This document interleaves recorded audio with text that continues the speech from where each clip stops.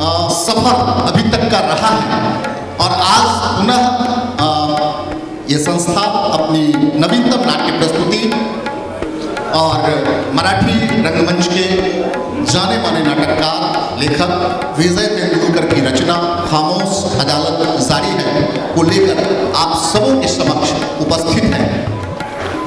हम अपने कार्यक्रम की ओर आगे बढ़ें, इसके कबल हमारे बीच हमारे अतिथि उपस्थित हैं और हम उन्हें आदर और सम्मान के साथ इस मंच पर आमंत्रित करेंगे। इस कड़ी में हम सबसे पहले आमंत्रित करना चाहेंगे हमारे बीच उपस्थित हम सबों की प्रिय बेगूसराय नगर निगम की महापौर माननीय श्रीमती पिंकी जी, आपसे विनम्र अनुरोध है कि आप कृपया मंच पर आएं। माननीय पिंकी जी बेगूसराय नगर निगम की दूसरी मातृशक्ति के रूप में उप महापौर के तौर पर अनीता राय, हम उनसे भी विनम्र अनुरोध करेंगे कि आप भी कृपया इस मंच पर अपना तशरीफ लाएं और हम सबों को ऊर्जान्वित करें। हम सबों के बीच उपस्थित हैं हम सबके प्रिय, खासतौर पे युवा वर्ग के तो अत्यंत प्रिय पूर्व महापौर सचिव के नगर अध्यक्ष संजय भैया। हम संजय भैया से भी बड़े विनम्र शब्दों में अनुरोध करेंगे, कृपया भैया आप भी मंच पर आए।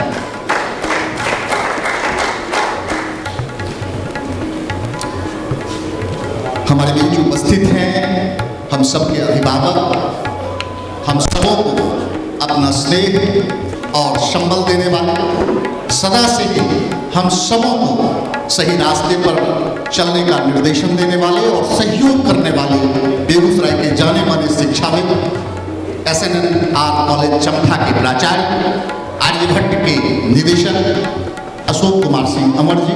हम अशोक भैया से भी विनम्र अनुरोध करेंगे कि भैया आप भी इस मंच पर आए। हमारे बीच उपस्थित हैं वरिष्ठ रंग निर्देशक और हम सब के अभिभावक अग्रज और इस विधा में लगभग बेगूसराय के रंगकर्मियों को उंगली पकड़कर चलना सिखाने वाले, रास्ता दिखाने वाले बड़े मेरे भाई अग्रज अनिल पतंग, और हम बड़े ही आदर और सम्मान के साथ अनिल पतंग से अनुरोध करेंगे कि भैया आप भी इस मंच पर आए। आदरणीय अनिल,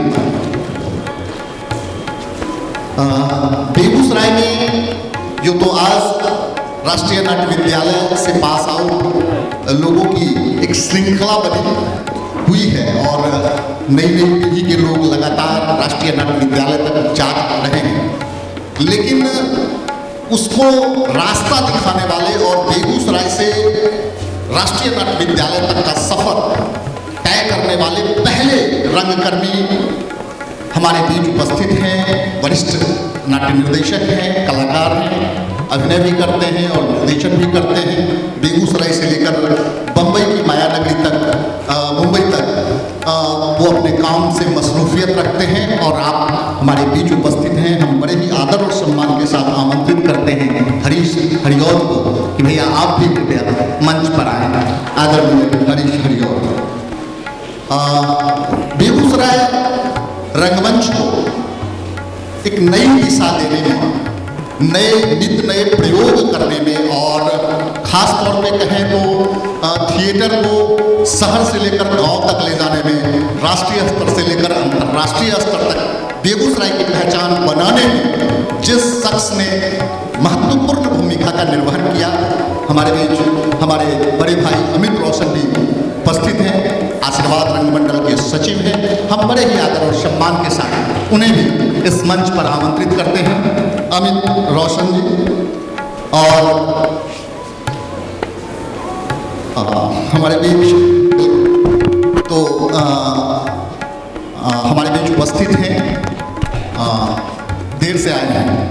हम पहले उम्मीद कर रहे थे कि थोड़े पहले आएंगे, लेकिन खैर हम सबको अपना असीमित प्यार देने वाले और अपनी स्नेह सुधा लुटाने वाले हमारे अजीज अग्रज राजू भैया, विश्वरंजन कुमार सिंह राजू, बेगूसराय के जाने माने समाज सेवी और हम सब के पथ प्रदर्शक, हम राजू भैया से भी अनुरोध करते हैं कि भैया आप भी इस मंच पर आएँ और साथ ही हम आमंत्रित करते हैं बेगूसराय के जाने माने समाज सेवी और हम सब के बड़े भाई दिलीप भैया से। दिलीप भैया, आप भी कृपया मंच पर आएं। और हम अपने तमाम दर्शकों से जो यहाँ उपस्थित हैं इस प्रेक्षागृह में आपसे एक विनम्र अनुरोध कि एक बार हमारे अतिथियों के लिए जोरदार ताली बजाकर इनका स्वागत कीजिए, इनका खैर मकदम कीजिए, इनका अभिवादन कीजिए और इनका अभिनंदन कीजिए। और हम चाहेंगे कि संस्था के सचिव चंदन कुमार सोनू हमारे अतिथियों का सम्मान करें और इस कड़ी में पुष्पगुच्छ और अंगवस्त्र से सम्मान आज होना है। तो सबसे पहले सम्मान के लिए हम आमंत्रित करते हैं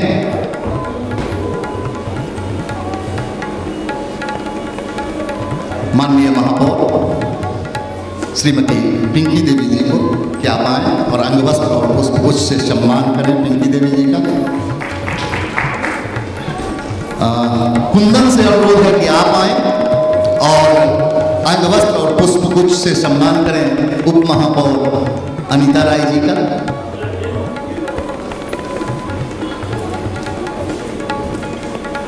और गुंजन से अनुरोध है कि आप आए पुष्पगुच्छ और अंगवस्त्र के साथ सम्मान करें हमारे बड़े भाई संजय भैया का, पूर्व महापौर। और आगे एक बार पुनः सोनू, क्योंकि देर हो रहा है, हम चाहेंगे कि जितनी जल्दी ये कार्यक्रम समेटे हम लोग नाटक की ओर आगे बढ़ें।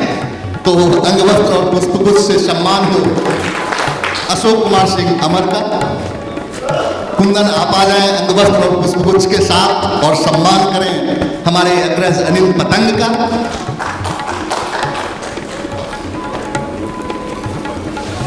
गुंजन आप आ जाएं अंगवस्त्र और पुष्पगुच्छ के साथ सम्मान करें हरीश भैया का। रमन भैया अगर उपस्थित हैं तो रमन भैया से अनुरोध है कि आप आ जाएं अंगवस्त्र और पुष्पगुच्छ के साथ सम्मान करें राजू भैया का। राजू भैया का सम्मान हो राजू भैया का। और पुष्पगुच्छ और अंगवस्त्र को लेकर के आ जाओ कुंदन, सम्मान हो दिलीप भैया का। और सोनू ले आओ अंगवस्त्र और पुष्पगुच्छ, सम्मान हो अमित भैया का।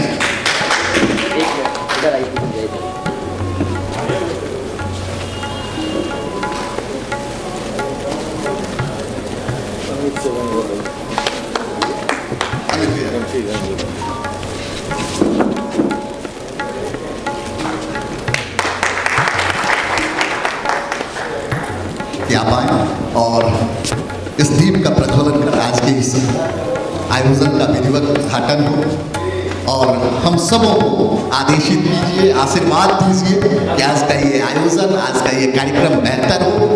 बस इसी आशा और आकांक्षा के साथ आया जाए, दीप को प्रज्वलित कर आज के इस आयोजन का उद्घाटन किया जाए और हम सबों को आदेशित किया जाए।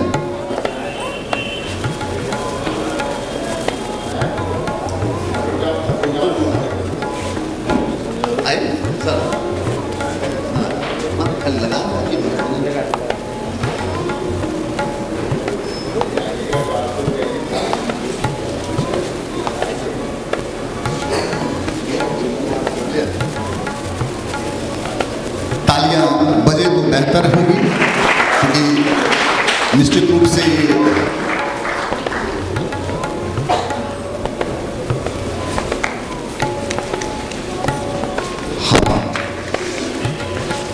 और हाँ बिल्कुल, जो बस थोड़ा सा मतलब आशीर्वचन की जो जरूरत होती है वही एनर्जी देती है। और इसलिए हम चाहेंगे कि आशीर्वचन के लिए सबसे पहले हम आमंत्रित करें अनिल पतंग सर को। आप आएँ और अपने आशीर्वचनों से हमें नवाजें। अनिल पतंग हमारे इस नगर निगम के महापौर माननीय पिंकी जी, उप महापौर अनीता जी, हमारे प्रिय भाई संजय जी, पूर्व और अभूतपूर्व महापौर और इसके जदयू के नगर अध्यक्ष, नगर सचिव, तो नगर अध्यक्ष, इसके लिए इन्हें बधाई भी दूँ। और आज का जो नाटक है शांतता कोर्ट चालू है, विजय तेंदुलकर का ये मराठी नाटक का हिंदी अनुवाद खामोश अदालत जारी है। तो बड़ा देखिएगा, इसमें व्यंग है, बहुत बढ़िया है, सब लोग देखेंगे। और ज़्यादा समय तो लेना नहीं है। मैं प्लेयर एक्ट के सभी कलाकार, निर्देशक और सभी लोगों को अपनी ओर से बहुत बहुत बधाई और शुभकामना देता हूँ। धन्यवाद। बहुत बहुत धन्यवाद। और हम चाहेंगे कि शुभकामना के 2 शब्द संजय भैया आप हम सबों के साथ साझा करें। आदरणीय संजय भैया। बहुत बहुत धन्यवाद दीपक भैया। द प्लेयर एक्ट के बैनर तले आज इस नाटक का मंचन होना है और इस कार्यक्रम में उपस्थित हैं सभी सम्मानित अतिथिगण, इस प्रेक्षागृह में आए हुए बेगूसराय के सुधी रंगकला प्रेमी अभिभावक, युवा साथी। निश्चित ही बेगूसराय हमेशा लगातार इस तरह के कार्यक्रम का होना ही कहीं न कहीं ये दिखाता है जो बेगूसराय जो हमें विरासत में ये सांस्कृतिक धरोहर के रूप में मिला है, उसको बचाए रखने का आप सबों का जो प्रयास है, ये बेगूसराय के लिए आने वाले दिन में बेहतर कदम होगा, यही आशा और विश्वास है। मैं फिर एक बार अपने छोटे भाई सोनू के प्रति आभार प्रकट करता हूँ जो उन्होंने मुझे इस काबिल समझा और यहाँ बुलाया। मैं उनके प्रति आभार प्रकट करता हूँ। आभार प्रकट करता हूँ तमाम रंगकर्मी का और आभार प्रकट करता हूँ अपने तमाम दर्शकों का जो यहाँ आके इस आज जो नाटक है खामोश अदालत जारी है वो देखेंगे। बहुत बहुत आभार, बहुत बहुत धन्यवाद। धन्यवाद दादा। और आशीर्वचन के 2 शब्द के लिए बड़े ही आदर और सम्मान के साथ 2 नारी शक्तियाँ हमारे बीच उपस्थित हैं। तो सबसे पहले नारी शक्ति और मातृशक्ति के रूप में हमारे बीच उपमेयर हैं अनीता जी। हम चाहेंगे कि शुभकामना के 2 शब्द अनीता जी हम सबों के साथ साझा करें। सम्मानित मंच और इस दिनकर भवन में सभी हमारे अभिभावक बंधु, बार बार बहुत दिनों से ये नाटक सब चल रहा है और मुझे बुलाया भी जाता है। जब मैं यहाँ आती हूँ तो अंदर आत्मा मुझे झिझोड़ता है। मेरा मन कहता है कि काश हम मेरा नाम न ले बुलाने के लिए। हमेशा से मेरा मन एक ही बात को मानता है कि वही बोलो जो करो। कुछ दिन पहले फिर मुझे मंच पर बुलाया गया था। ऐसे तो बहुत दिनों से लगातार सम्मानित के लिए, उद्घाटन के लिए मुझे बुलाया जाता है। तो एक बार बैठे हुए थे और चखान यहाँ ऊपर से जो है बड़ा सा चट्टान सा गिर गया।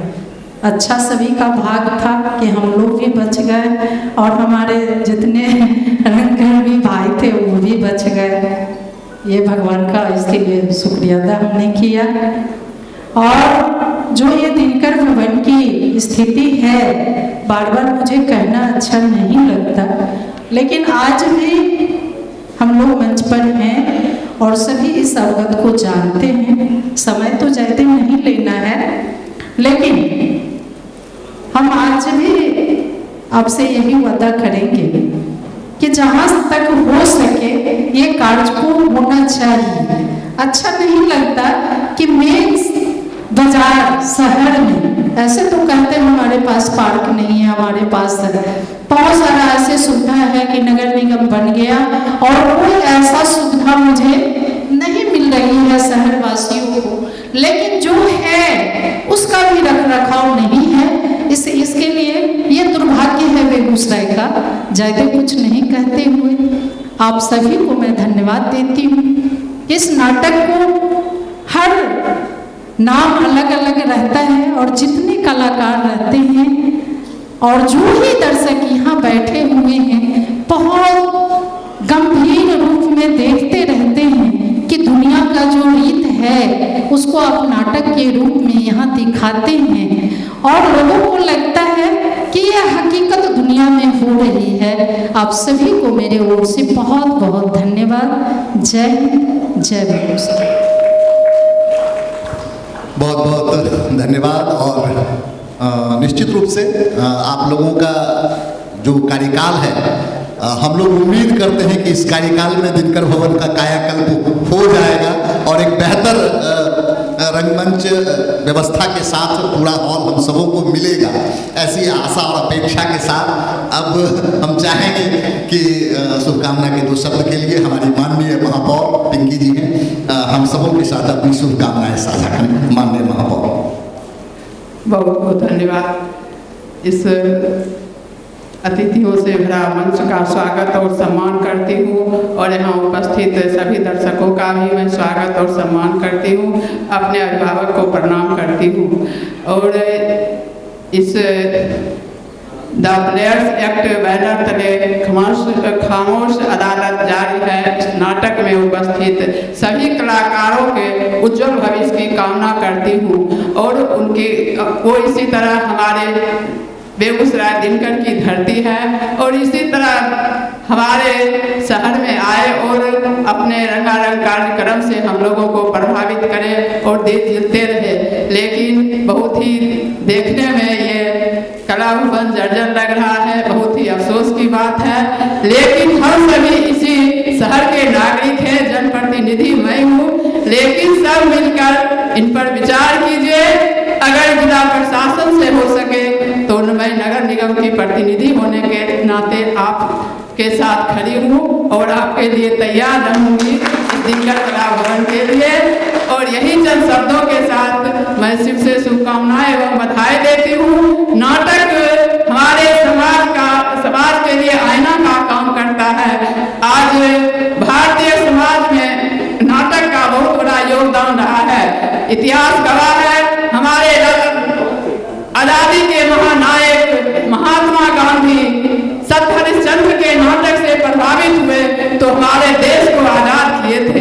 तो नाटक का हमारे जीवन में बहुत ही प्रभाव पड़ता है और हम सभी मिलके इसी तरह अपने ये दिनकर कला भवन के बारे में सोचें और इसके जर्जर स्थिति को ठीक करने के लिए हम सब मिलके सहयोग करते हैं और जैसे हो सके आप लोग का जो विचार है मैं खड़ी रहूंगी। धन्यवाद।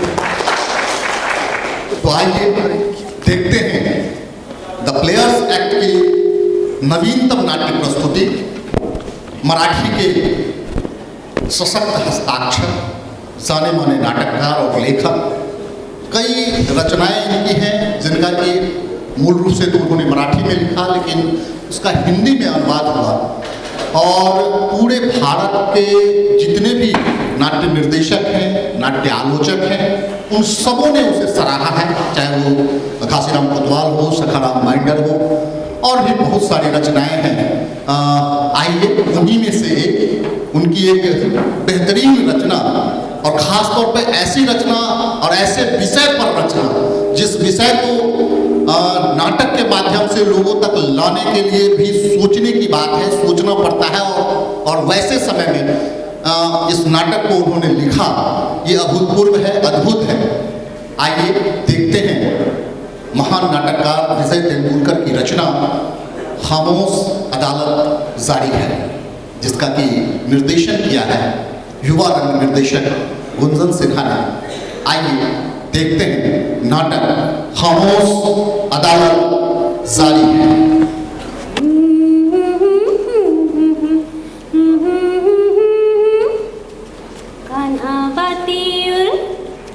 कान्हा बातेर उरी चिड़ैया नींद से हो जा जल्दी फुर। कान्हा बातेर उरी चिड़ैया नींद से हो जा जल्दी फुर। कान्हा बातेर छोड़ के आराम को सूरज निकला काम को देकर सबको रोशनी घर लौटेगा काम को। छोड़ के आराम को सूरज निकला काम को देकर सबको रोशनी घर लौटेगा शाम को। तू भी जल्दी छोड़ दे गुल कान्हा बाती उड़, कान्हा बाती उड़, उड़ी चिड़ैया।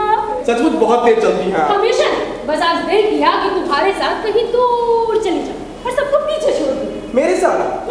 तुम बहुत अच्छे लगे मुझे। और एक बात बताओ, तुम बहुत भोले और निष्पाप भी हो। क्या बेकार आप भी। और ये हॉल भी मुझे बहुत अच्छा लगा। हॉल भी? वैसे तो ये पुराना ही है। कस्बे में कोई प्रोग्राम होना होता है तो यही होता है। प्रोग्राम के लिए समझ लीजिए बनाए हॉल। भाषण, मुंडन, छेदन, शादी ब्याह और जरूरत हुई तो महिला समाज के सालाना जलसे के लिए भजन वदन की प्रैक्टिस भी यही होती है। तुम्हारी पत्नी भी है लगता है यहाँ पर। पत्नी नहीं, भाभी। पत्नी है ही नहीं अभी। तो फिर ये किसके लिए? ये भतीजे के लिए। बड़ा प्यारा है बच्चा। आपको अच्छा लगा ये खिलौना? हाँ। शादी हुई नहीं अभी मेरी। कारण वैसे कुछ खास नहीं। पेट भरने को नौकरी वोकरी है वैसे, पर हुई नहीं। एक बढ़िया जादुई खेल हुआ था, दृष्टि भ्रम, मोहिनी विद्या वगैरह। हाँ, हर प्रोग्राम में रहता हूँ मैं। अच्छा? हाँ, एक भी प्रोग्राम छूटता नहीं मुझसे। तो जादू करीब से देखा है तुमने? हाँ, यानी कि बिल्कुल करीब से तो नहीं, मगर वैसे करीब ही था। क्यों? तो सुनो, वो जीप काटते हैं फिर जोड़ते कैसे हैं? मगर ये बात उस तरह से बताई नहीं जा सकती। बताओ ना। हाँ, लेकिन बात ये है कि अच्छा कोशिश करता हूँ। समझ लीजिए कि ये जीभ है, इसे ऐसे काट दिया तो क्या होगा? खून आएगा। मगर नहीं आता। अब पूछिए कि खून क्यों नहीं आता? क्यों नहीं आता? तो इसका हल उस मोहिनी विद्या में ही कुछ न कुछ होगा, यानी कि दुखता भी नहीं सचमुच। अभी तक आए क्यों नहीं ये लोग? जरूर कछुए की चाल चल रही है। आदमी को कैसे एकदम फुर्तीला होना चाहिए नहीं? हाँ, तो मैं वो जो स्कूल में पहली बैग होती और मेरे पैर स्कूल के भीतर होते। मेरे इस बात पर किसी को उंगली उठाने का साथ नहीं हुआ। पढ़ाई के भी मामले में मेरा पोषण सबसे आगे रहा। कॉपियां ठीक वक्त पर जज कर तैयार, किसी को ना करने की गुंजाइश नहीं छोड़ती है। मास्टरनी है शायद। नहीं, शिक्षिका। क्या मास्टरनी लगती हूँ मैं? नहीं नहीं, इस मतलब से नहीं कहा था। वो बच्चों को पढ़ाती है ना, बस उसी अर्थ से कहा था। मगर मुकदमा किस बात का होगा? मिनिस्टर अनिरुद्ध सिसोदिया के घोटाले पर। बाप रे, अनिरुद्ध। अरे जल्दी चलो, ये तो लेट हो गया है, उसके बाद देखे। आगे बढ़ते चलो। इतनी जोर से बनाने भाई, अब ये सब सामान गिर जाता कि नहीं? बेकार में फिर काशिकर भाई मुझे ही 10 बात सुनाती। गॉश, देखो किधर है। ओ बेनाले भाई, अरे आपके मन में एक भटकी बसी हुई है। दुनिया बदल गई लेकिन आप किसी भी हाल में फ्रॉड होने को तैयार ही नहीं है। क्यों क्यों क्यों क्यों क्यों क्यों? अपनी क्लास में तो गंभीर ही रहती हूँ मैं। फिर मैं कहती हूँ इंसान हमेशा तिकोड़ा चकोड़ा मुंह बना के रखे अपने पोंछे की तरह। अरे दुनिया में आए हो तो हंसो, खेलो, कूदो और नाचने को मिले तो नाचो भी। कोई संकोच, कोई लिहाज, कोई शर्म ना करो। अब आप ही बताओ, अपनी जिंदगी तबाह हो गई तो क्या कोई अपनी देगा? क्यों जी साहब, दे सकता है कोई अपनी? बात तो आप ठीक कहती है। हमारे तुकाराम महाराज जी भी तो यही कहा करते थे। मतलब इसी तरह का कुछ कहा है शायद। तुकाराम महाराज कुछ मेरी सुन, मैं कहती लीला बेनारे एक जीती जागती हुई स्त्री अपने अनुभव से कहती, बाबू मुशाय, जिंदगी किसी की नहीं है रे, वो सिर्फ अपनी है और होनी भी चाहिए। उसका हर पल हर कण बड़ा महत्व का है रे। हियर हियर हियर नहीं देयर। व्हाट? क्या हुआ? मुझे सच सच बता, कार्यक्रम के पहले की नर्वसनेस में तुम्हें जिस चीज की जरूरत होती है उसी की तलाश में गए थे ना? Peter correct. जो भी कहिए काशिकर बेनाले भाई, लेकिन ये बात है कि पोंक्षे साहब जब अपने गवाह के कटघरे में एक साइंटिस्ट की हैसियत से खड़े होते हैं तो लगते बड़े इंप्रेसिव है। अरे मुंह में पाइप वाइप दबाए हुए कोई माइका लाल कह सकता है कि ये इंटर साइंस में वंस मोर लेकर फिलहाल सीटीओ की कलर की कर रहे हैं। ये रोकड़े, मुझे नहीं आदत बड़ी खराब लगती। मैं क्लास में लड़कियों से भी कहती हूँ, पहले ध्यान से सुनो, एकाग्र मन से उसे आत्मसात करो और जो चीज एक बार तुम्हारे अंदर घुल जाए ना, फिर उसे कोई नहीं निकाल सकता, कोई भी नहीं निकाल सकता। हमारे गुरुजी भी यही कहा करते थे कि श्लोक ऐसे ही रटाए थे उन्होंने, बस ये खून वाली बात नहीं बताई थी। अरे बेनाले भाई को बोलने दो। हाँ बोलिए भाई। एक कहानी सुनाओ क्या? एक था भेड़िया। बेनाले भाई हो जाए। सुखात्मा साहब आइए बैठिए। कौन से? तुम भी बैठो। नहीं, मैं कविता सुनाती हूँ। ये मेरे पाँव किसी अंधियारे रास्ते पर चलते जाते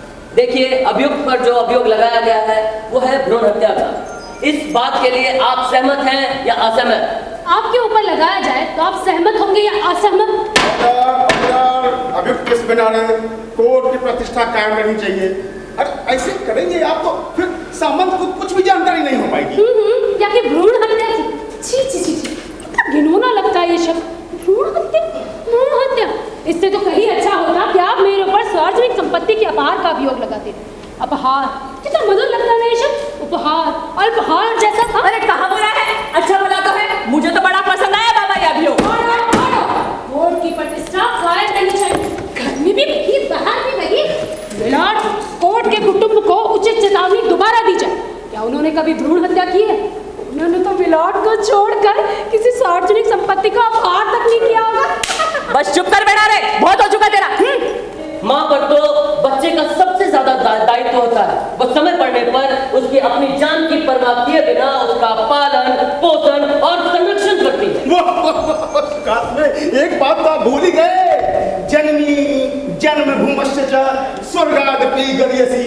इस तरह के श्लोक भी तो संस्कृत में है। और हाँ जी, ये वाला गाना भी तो बहुत प्रसिद्ध है ना, माँ हो माँ पास बुलाती है, कितना बुलाती है। ये सारी बातें स्कूल की निबंध कॉपी और फिल्मों से चुराई गई है। अभियुक्त मिस बिनारे, कोर्ट का अधिकार हाथ में लेने के लिए और कोर्ट के नियम का पालन न करने के लिए कोर्ट आपको एक बार फिर चेतावनी देती है। एकाएक आपको मैंने अब ये वाली कार्रवाई जरा ध्यान से देखो। ऑक्सफोर्ड इंग्लिश डिक्शनरी पर हाथ रख कर शपथ लेता हूँ, जो कहूँगा सच कहूँगा, झूठ नहीं कहूँगा। रोक रे, गीता कहाँ है? भूल गया, भूल से डिक्शनरी आ गई। मैं भी क्या चीजें याद रखूं? बेचारा बालू। आप मेरा मजाक मत उड़ाइए बिनार भाई, कह देता हूँ। शपथ नाम पेशा सब हो चुका। चलाइए, बारीकिया सब बात। अच्छी बात है। तो मिस्टर पोंक्षे, आप अभियुक्त को पहचानते हैं?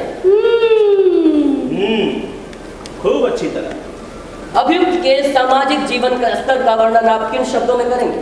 शिक्षिका उर्फ मास्टरनी। अरे अच्छी खासी जवान तो हूँ।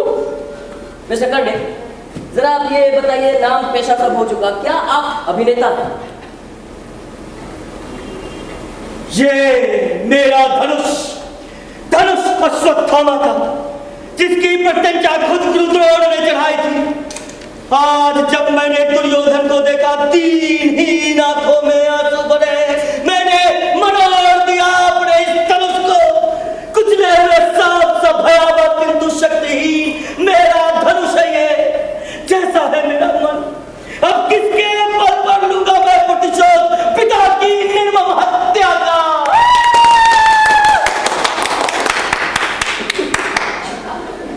भरत मुनि जी महाराज, आप जाइए। अरे great actor please come. And I am proud of myself. चलिए वो सब छोड़िए, आप ये बताइए कि क्या आप इस महिला को जानते हैं? You know this lady? I think I know this lady. think क्या माने हैं? Think माने सोचना, विचार करना। आपको संदेह हो तो डिक्शनरी रखिए, जाकर पढ़ लीजिए। उसे छोड़िए, आप ये बताइए कि आप इस महिला को जानते हैं या नहीं जानते हैं? हाँ या ना में जवाब दीजिए। जानी स्ट्रेंज, कभी कभी लगता है मैं इन्हें जानता हूँ और कभी कभी लगता है नहीं जानता हूँ। मतलब strange is stranger then fiction. Yes. आपकी मुलाकात इनसे कहाँ हुई? हमारी नाटक मंडली में। ये हमारे साथ अंधाधुंध कानून में एक रोल करती हैं। हाँ, मुझे स्मरण है। अच्छा, और आपका ये नाटक कैसा होता है? Top class. मिलॉर्ड, इस बात को आप नोट कर लीजिए। ये अंडरस्टूड है, सब जानते हैं, टॉप करता हूँ मैं। हाँ, तो मिस्टर कर्णे, सत्य का स्मरण करके बताइए, जिस नाटक में आप काम करते हैं उसमें मातृत्व का वर्णन किस तरह से किया गया है? माता जो जन्म दे वो माता है। जन्म तो सभी देते हैं, तो उसमें कौन सी माताएं होती हैं? जो जन्म देकर पाल पोस कर बड़ा करती है वो माता है, या फिर जो पाल पोस करने के बाद उसकी हत्या कर देती है वो माता है? इन दोनों में कौन सा वर्णन आपको सही लगता है? दोनों ही व्याख्याएं सही हैं, क्योंकि दोनों ही माताएं जन्म देती हैं। माताएं पशु भी देती हैं, जन्म तो पशु भी देती हैं।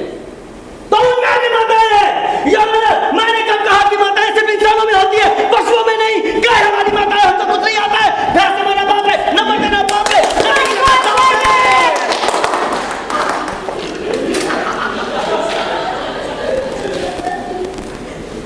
ये सब रात में ओके, ये बात पर उतर क्यों जा रहे हैं? ओके मिस्टर रोकरे, आपने क्या देखा बताइए, क्या देखा आपने? मिस्टर रोकरे, विशिष्ट समय में विशिष्ट परिस्थिति में आपने वहां पर क्या देखा वहां पर आपने बताइए? अपना सिर डपोर शंख। अरे बालू बोलना। अरे घबराने की जरूरत नहीं है बालू, उत्तर दे। अरे सामन बोलना चाहिए कि नहीं चाहिए 4 आदमियों के बीच में है? हाँ, अब वैसे ये काम मुश्किल है। अरे बालू बोलना झटपट। बालू बोलना मुन्ने, आ आ ई ई उ ऊ। हाँ मिस्टर रोकरे, आप जरा देर चुप रहिए ना, सब बताता हूँ, रुकिए। अभी कुछ दिन पहले मैं गया था वहाँ उनके घर। कहाँ गए? किनके घर गए? ये बीच बीच में टोकिए नहीं, मैं गया था वहाँ, वो जो दामले साहब है ना उनके घर। हाँ, आवाज प्रोफेसर दामले। सामन घबराने की कोई जरूरत नहीं है। हाँ, सब कुछ सच बता देना। हाँ। ये तो महज एक प्रैक्टिस है। हाँ, घबरा नहीं रहा हूँ, वो सब ये सब मेरे लिए पहली बार है ना, तो थोड़ा सा गड़बड़ हो जाता है। हाँ ठीक है। मिस्टर रोकड़े, वो वहां गए भीतर, मैं खुद ही ले लेता हूँ शपथ। आप शपथ ले। मैं शपथ लेकर कहता हूँ कि जो कुछ कहूँगा सच कहूँगा, झूठ नहीं कहूँगा। यानी कि इस तरह से तो झूठ ही है, अब मगर प्रैक्टिस के लिए ले रहा हूँ शपथ। हाँ, हो गई। कहिए कैसा रहा? देखा वैसे मैं डरता वरता नहीं हूँ, अब बस पहली बार है तो थोड़ा गड़बड़ हो जाता है। हाँ पूछिए पूछिए। देखिए, शपथ, नाम, पेशा सब हो चुका। आपको पूछना है क्या? आप पूछना हो तो पूछ सकते हैं। नहीं, thank you so much. Mister सामन, कई लोग बीच में मेरा नाम भूल जाते तो बताना पड़ता है। हाँ तो मिस्टर सामन, आप अभियुक्त को पहचानते हैं? हाँ, मगर ज्यादा नहीं, कुल 2-2.5 घंटों में ऐसी क्या पहचान हो सकती है? अब मगर हो तो गई है, बहुत अच्छी है भाई। हाँ, मगर उनके बारे में जो धारणाएं आपके मन में बन गई है वो इतनी विश्वसनीय नहीं लगती है ना? हाँ, नहीं लगेगी क्यों नहीं? मेरी बात तो 1 सेकंड में आदमी का चेहरा देखकर पढ़ लेती थी। अब तो बूढ़ी हो गई बेचारी, दिखाई भी नहीं देता। अब वो तो सो गई लगती है, वो देखिए बेनारी भाई। नहीं, जाग रही हूँ, नींद तो आती ही, चाहने पे भी नहीं आती। मेरे साथ ये झंझट नहीं, मैं जब चाहूँ फौरन आ जाती है नींद। अगर आप अपने प्रश्न जल्दी जल्दी पूछकर छुट्टी कीजिए। हाँ पूछता हूँ। मिस्टर सामंत। हाँ मिस्टर सामंत, अभियुक्त और प्रोफेसर दामले, रूम, शाम का समय, अंधेरा बढ़ने लगा था। उसके बाद खासा अंधेरा, नाइट सी, कॉलेज कंपाउंड में सन्नाटा। हाँ चलिए ठीक है। तो मैं पहुंचा वकील साहब, तो मैं पहुंचा तो हुआ क्या कि दरवाजा बंद। दरवाजा बंद? हाँ, दरवाजा बंद, बाहर से नहीं भीतर से। अच्छा। हाँ, मैंने दरवाजा खटखटाया, नहीं घंटी बजाई। हाँ, दरवाजा खुला, मेरे सामने एक अपरिचित इंसान खड़े। अब सोचिए कि कौन रहा होगा वो? सोचिए।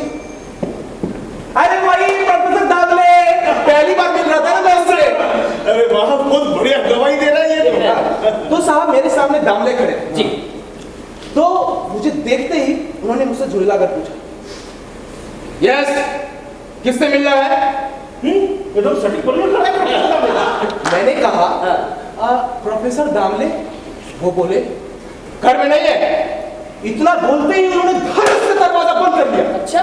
1 मिनट तो मैं सन्नाटा खड़ा रहा इस उलझन में, उलझा रहा कि लौट जाऊं या फिर से घंटी बजाऊं, क्योंकि मेरा काम जरूरी था। कौन सा काम था आपका? कौन सा काम यार? कुछ भी मान लीजिए, समझ लीजिए कि मुझे प्रोफेसर दामले का भाषण तय करना था। यस। भाषण देते हैं ना वो? हाँ। नहीं, प्रोफेसर है इसलिए पूछा। तो मैं ये सोचता हुआ वहां खड़ा रहा, बस इतने में ही कमरे में से रोने की दबी आवाज आई। रोने की? हाँ, क्या रोने की अस्फुट आवाज, वो भी किसी स्त्री की। अच्छा। वो पल भर वो यानी कि मैं ही ये समझ नहीं पाया कि आखिर कौन रो रहा है, क्योंकि उनके रोने का ढंग ही कुछ ऐसा रहस्यमय तथा आवाज इतनी दबी और अस्फुट थी कि वो स्त्री प्रोफेसर दामले के घर की लगी भी नहीं थी। क्योंकि कोई भी इंसान अपने घर में चोरी क्यों रोएगा? बस इसी दुविधा में मैं वहां खड़ा था कि मेरे कानों में फौरन ही कुछ बातचीत की भनक पड़ी।